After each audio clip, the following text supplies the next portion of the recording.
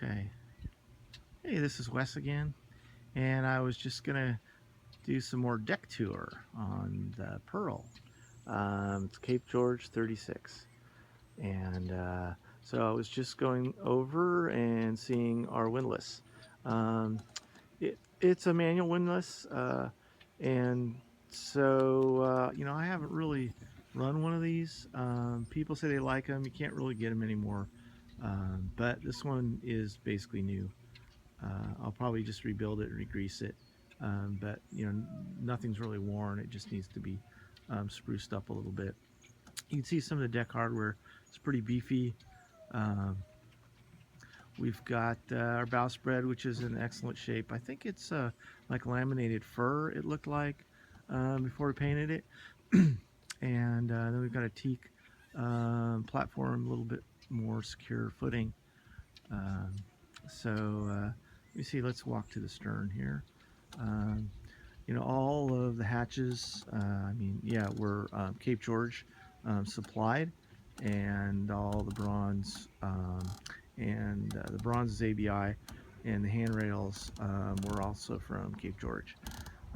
I haven't really got around to refinishing the butterfly hatch yet.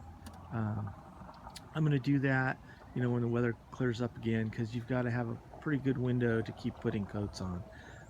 I've been, I've used other varnishes before, and I'm using this varnish called La Tonque, and it's a pretty old recipe, about 100-year-old French recipe, which doesn't necessarily make it good, but it's like non-volatile.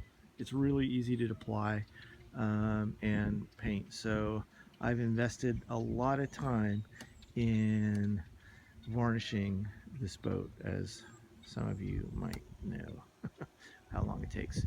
So the main hatch I've got about probably about 8 coats on it, and the cockpit combing, you see there's my winch pads, which obviously there's no winches, so your primaries are going to go there.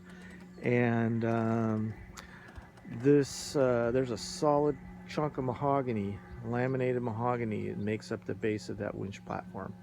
So that's what I understand. I actually haven't gone in there and looked at it. Some cockpit controls, and wait a minute, what's that? It's a tiller. Oh my God, this boat has a tiller? Oh no. Uh, my attempt at humor. But anyway, most people nowadays don't really like tillers. They want to kind of drive. But, a tiller's simple. And it's what I'm used to on the boats that I've been on. But let's look at some other things here. So you see these stainless steel fittings, these oval fittings. Um, those designed to keep water intrusion.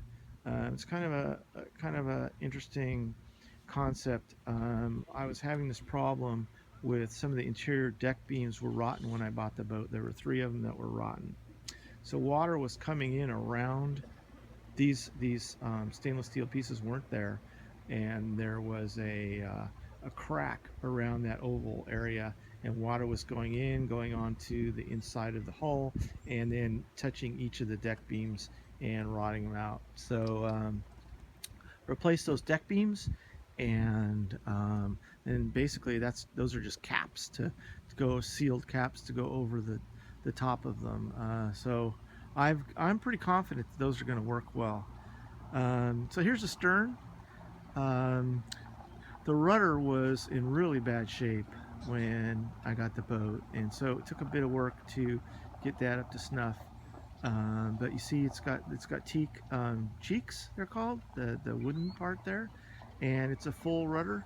Um, and you can see the name. I had a lot of help from this painter that I really respect. He did excellent work. He helped me with a bunch of this, and the name Pearl he drew by hand, and then I brought it into Photoshop and cleaned it up, and then I did a bunch of changes to it to see it as superimpose it on my hull. Um, just in Photoshop, and then just did a bunch of testing and found something I liked, and so he hand painted that on one afternoon. Anyway, I like it. I think it's pretty, and it matches kind of the feel of the boat with the curves and swerves and stuff. So what else can we talk about? I'm thinking here.